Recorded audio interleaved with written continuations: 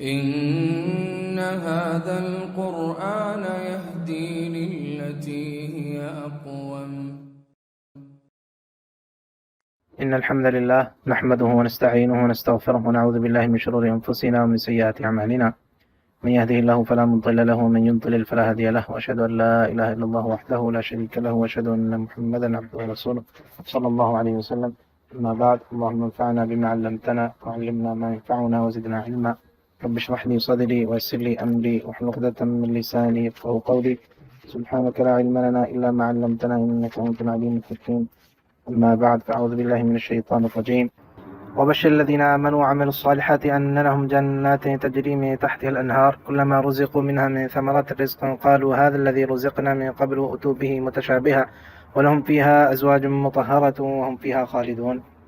گزشتہ دروس میں ہم سورۃ البقرہ کی آیت نمبر 25 اس کے حوالے سے گفتگو کر رہے تھے۔ اس آیت کریمہ میں اللہ تعالیٰ فرماتے ہیں، اور آپ بشارت دے دیجئے ان لوگوں کو کہ جو ایمان لائے اور نیک اعمال کیے، یقیناً انہی کے لیے ہیں باغات جن کے نیچے سے نہریں بہہ رہی ہیں۔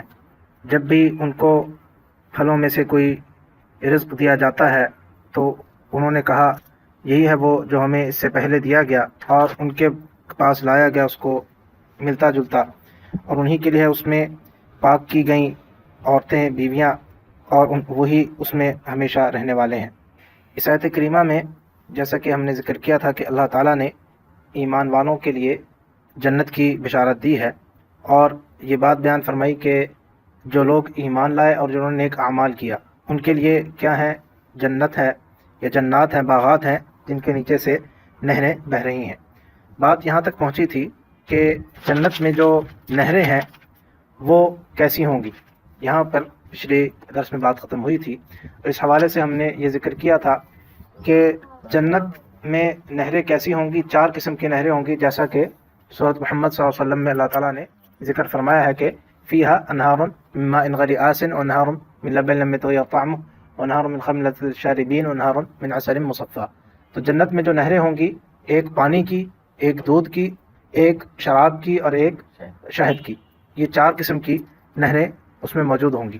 مزید نبی کریم صلی اللہ علیہ وسلم نے بھی کچھ مزید اپنی احادیث میں جنت کے نہروں کے حوالے سے وضاحت فرمائی ہے۔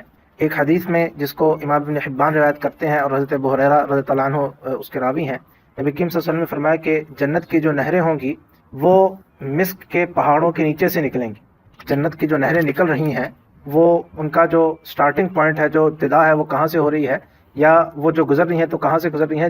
مسک کے، یا جس کو مشک اردو میں مشک بولتے ہیں، اس کے پہاڑوں میں سے آ رہی ہوں گی۔ تو جو نہر مسک کے پہاڑ سے آ رہی ہے، وہاں سے نکل رہی ہے، اس کی خوشبو کیسی ہوگی۔ اب اور یہ نہریں، یہ 4 قسم کی نہریں، سب میں یہ چیز ہے، صرف پانی کی نہیں، پانی، دودھ، شراب اور شہد، وہ ساری کی ساری نہریں مسک کے پہاڑوں میں سے نکل رہی ہوں گی۔ مزید سنیے ایک اور حدیث میں جس کو امام البانی نے صحیح قرار دیا ہے، اور حضرت انس بن مالک رضی اللہ عنہ اس کے راوی ہیں، کہا کہ، اور یہ حضرت انس بن مالک رضی اللہ عنہ ان کا قول ہے، لیکن صحابی کا قول ایسا قول کہ جس میں کوئی رائے کا عمل دخل نہ ہو، کوئی ایسی چیز سے اس کا تعلق ہو جو غیبیات میں سے ہو، تو وہ حدیث کا درجہ رکھتی ہے۔ اگرچہ صحابی نے صراحتاً یہ نہیں کہا کہ میں نے نبی کریم صلی اللہ علیہ وسلم سے یہ سنا، لیکن صحابی ایسی کوئی بات اپنی طرف سے نہیں کر سکتا جس کا تعلق ذہن سے یا عقل سے نہ ہو، ایسی بات کہ جو صرف وحی کے ذریعے معلوم ہو سکتی ہے، تو اس لیے یہ حدیث کا درجہ رکھتی ہے۔ فرمایا کہ کیا تم لوگ یہ سمجھتے ہو کہ شاید کہ جنت کی جو نہریں ہیں وہ اسی طرح گڑھوں میں یا گہرائی میں بہتی ہیں جس طرح دنیا کی نہریں ہیں؟ فرمایا کہ نہیں، بلکہ وہ زمین پہ چل رہی ہوں گی، یعنی اس کا کوئی گڑھا نہیں ہوگا۔ دنیا میں جو نہر ہے وہ تو پانی کے لیے اس کی کوئی جگہ چاہیے ہوتی ہے، جس اس کو آپ گڑھا کہہ لیں یا خندق کہہ لیجئے، اس میں وہ بہتا ہے پانی۔ لیکن جنت کی جو نہریں ہیں وہ زمین پر چلیں گی، ان کا کوئی وہ گڑھا کچھ نہیں ہوگا۔ اور مزید کیا ہے، فرمایا کہ اس کے ایک طرف جو نہر کے جو 2 کونے ہیں وہ کیا ہوں گے؟ فرمایا کہ ایک طرف موتی ہوں گے، سچا موتی اس کو کہتے ہیں، اصل موتی، وہ، اور دوسری طرف یاقوت ہوگا۔ اس کے کناروں پہ، ایک طرف سارے کنارے پہ آپ تھوڑا ذرا سے تصور کیجئے کہ وہ کیا عجب منظر ہوگا کہ نہر بہہ رہی ہے، اور وہ بھی بغیر کسی گڑھے کے، بغیر کسی خندق کے، اور ایک طرف جو ہے وہ ساری سائڈ پہ، کونوں پہ سارے وہ لگے ہیں، موتی لگے ہوئے ہیں، اور دوسری طرف یاقوت، جس کو کیا روبی بولتے ہیں، روبی بولتے ہیں انگلش میں. اور پھر کیا ہے فرمایا کہ اور اس کے نیچے جو مٹی ہے یا اس کے نیچے جو جگہ ہے، جو زمین ہے جس پہ وہ پانی چل رہا ہے، یا دودھ کی نہر یا شہد کی نہر ہے، وہ کیا ہوگا؟ فرمایا کہ وہ مسک الاظفر ہوگا، مسک اظفر ہوگا. پوچھا گیا رسول صلی اللہ علیہ وسلم مسک اظفر کیا ہے؟ مسک کا تو ہمیں پتہ ہے، اظفر کسے کہتے ہیں؟ فرمایا کہ جس میں کوئی ملاوٹ نہ ہو، خالص مسک، خالص مشک. یہ اندازہ کیجئے کہ ایک ابھی ہم نے پچھلی حدیث میں سنا کہ وہ جو نہریں آ رہی ہیں وہ مسک کے پہاڑوں کے میں سے گزر کر آ رہی ہیں، اور پھر اس کے نیچے جو جگہ ہے وہ بھی ساری مسک، کیسی خوشبو ہو. اور عام اگر جو نہر جو دنیا کی ہم دیکھتے ہیں، وہ چونکہ اس پر چلتی ہے، اس کے لیے کوئی خندق ہوتی ہے، کوئی گڑھا وغیرہ ہوتا ہے جس میں چلتی ہے، اس کا منظر اور ہوتا ہے. اور اگر پانی زمین پہ صاف زمین ہو، آپ تھوڑا اندازہ لگائیے وہ کتنی اس کی خوبصورتی ہوگی.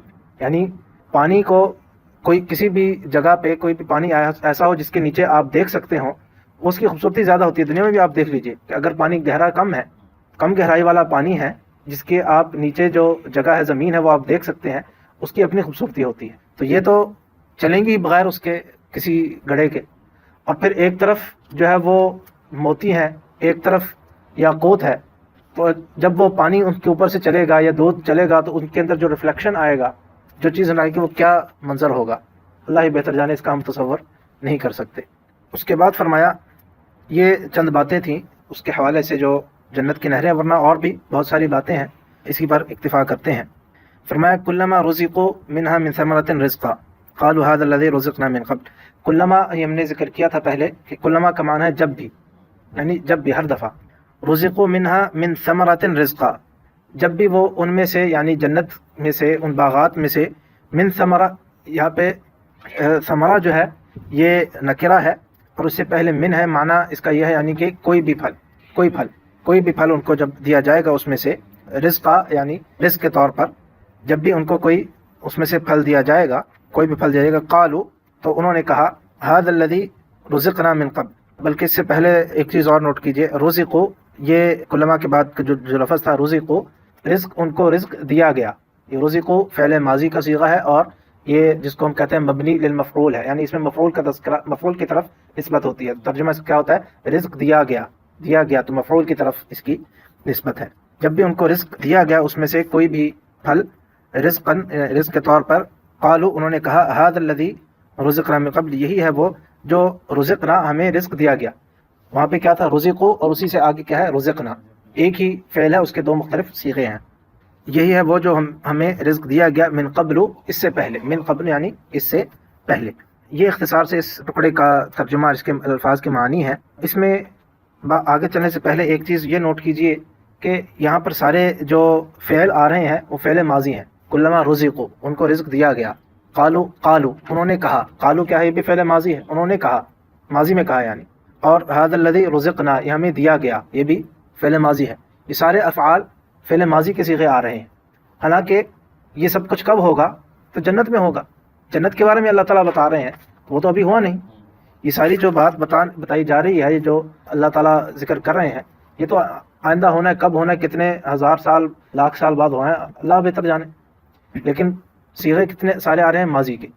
تو اس میں ایک تو بات یہ ہے کہ اللہ تعالیٰ کے لیے یہ، کیونکہ اللہ تعالیٰ ذکر کر رہے ہیں، کیونکہ اللہ تعالیٰ کے لیے تو غیب نہیں ہے. مستقبل جو ہے وہ ہمارے لیے غیب ہے. آئندہ کیا ہونے والا ہے ہمیں نہیں معلوم، اور کب ہونے والا ہے ہمیں نہیں معلوم. اللہ کو تو معلوم ہے. اس لیے اللہ تعالیٰ ماضی کے صیغے میں کہتے ہیں جب یہ کیا گیا، یعنی اللہ کو تو معلوم ہے کہ سب کچھ یہ ہونا ہے، اور یہ یقین ہے اس میں. اور اسی میں دوسری بات اسی سے یہ ہے کہ یہ اتنا یقینی بات ہے یہ سب کچھ ہونا کہ ایسا ہے جیسا کہ ہو چکا ہو. کیونکہ سب سے زمانے کے اعتبار سے، زمانے کو 3 زمانے عام طور پہ ذکر کیا جاتے ہیں، ماضی، حال اور مستقبل. جو سب سے زیادہ یقین والا زمانہ ہے وہ کون سا ہے؟ جو ماضی ہے، جو گزر چکا. اس میں کوئی وہ شک نہیں کر سکتا کہ بھئی نہیں ایسا نہیں ہے. مستقبل کے بارے میں کسی کو معلوم نہیں، حال میں کیا ہوا کیا نہیں ہوا وہ بھی اس کے بارے میں آپ اس طرح یقین سے بات نہیں کر سکتے. لیکن جو ماضی میں گزر چکا، جو ہسٹری بن چکی ہے، اس کے بارے میں آپ پختگی سے بات کرتے ہیں، ہاں یہ سب کچھ ہے، یہ فیکٹ ہے، کیونکہ یہ ہو چکا. تو یہ ماضی کا صیغہ استعمال کیا جا رہا ہے. کیوں؟ کہ اس چیز کی طرف اشارہ کیا جا رہا ہے کہ یہ جو تم سے وعدہ کیا جا رہا ہے یہ اتنا یقینی ہے جیسا کہ یہ ہو چکا ہے، گزر چکا ہے. یہ اس کے لیے ماضی کا صیغہ آیا. واللہ اعلم. یہاں پر فرمایا کہ کلما، ایک اور بات لیکن اس کو سمجھنے سے پہلے آیت کا اگلا ٹکڑا بھی پڑھ لیتے ہیں، اس کو سمجھ لیتے ہیں۔ فرمایا وَأُتُوا بِهِ مُتَشَابِهًا، وَأُتُوا یہ بھی پھر وہی بات ہے، فعل ماضی کا صیغہ ہے۔ اتو ان کے کو دیا گیا، ان کے پاس لایا گیا، بھی یعنی اس کو وہ جو رزق ہے جو ان کے پاس لایا گیا ہے جو پھلوں میں سے، متشابہہ یہ متشابہ اس کا لفظ کا معنی واضح ہے، متشابہ یعنی ایک سے دوسرے سے ملتا جلتا، ایک چیز دوسرے سے جب ملتی جلتی ہو اس کو متشابہ کہتے ہیں۔ یہ متشابہ جو ہے یہ مصدر ہے، اور یہ جو صیغہ ہے اس کو صیغہ تفاعل کہتے ہیں۔ تفاعل میں ہمیشہ دو چیزیں ہوتی ہیں، جو صیغہ تفاعل ہوتا ہے اس میں دو چیزیں، جیسے ہم پیچھے پڑھ چکے ہیں کہ یخادعون الذین آمنوا ما یخدعون الا انفسهم، تو وہ اس میں بھی دو چیزیں ہیں، دو پارٹیز یعنی اس میں ہونی چاہیے۔ تو یہاں پہ متشابہ جو ہے وہ معنی وہی ہے کہ دو چیزوں کا آپس میں تقابل کیا جا رہا ہے، کہ ایک چیز دوسرے سے مشابہت رکھتی ہے۔ تو یہ فرمایا کہ جب بھی کوئی ان کو رزق دیا جائے گا اس میں سے، جنت کے پھلوں میں سے کوئی پھل جب بھی ان کو رزق دیا جائے گا تو وہ کہیں گے کہ یہی تو وہ ہے جو ہمیں پہلے بھی دیا گیا تھا۔ وہ یہ کیوں کہیں گے، اس کی وجہ کیا ہے یہ بیان فرمائی، وہ اتو بھی متشابہ، وہ یہ اس لیے کہیں گے کیونکہ ان کو جو چیز ان کے پاس لائی جائے گی وہ متشابہ ہوگی، وہ ایک سے دوسرے سے ملنے والا ہوگا، تشابہ رکھنے والا ہوگا۔ یہاں پر سوال یہ ہے کہ وہ جو متشابہ یہ جو کہہ رہے ہیں جنت والے، جنت میں جا کے یہ کہیں گے کہ یہی ہے جو ہمیں اس سے پہلے دیا گیا تھا، وہ کون سی چیز ہے جو ان کو پہلے دی گئی تھی؟ اور یا دوسرے الفاظ میں کہہ لیجیے جو تشابہ ہے، مشابہت ہے، وہ کس چیز سے ہے، کس چیز سے مشابہت رکھتے ہیں، کیوں انہوں نے یہ بات کہی؟ تو اس بارے میں مفسرین کے دو اقوال ہیں۔ ایک قول یہ ہے کہ جو دنیا میں پھل ہیں آخرت جنت کے پھل بھی ان سے ملتے جلتے ہوں گے، تو اس لیے وہ یہ کہیں گے کہ جب بھی ان کو کوئی پھل دیا جائے گا جنت میں، وہ کہیں گے یہی جو ہے جو ہم اس سے پہلے کھا چکے، کہاں پہ؟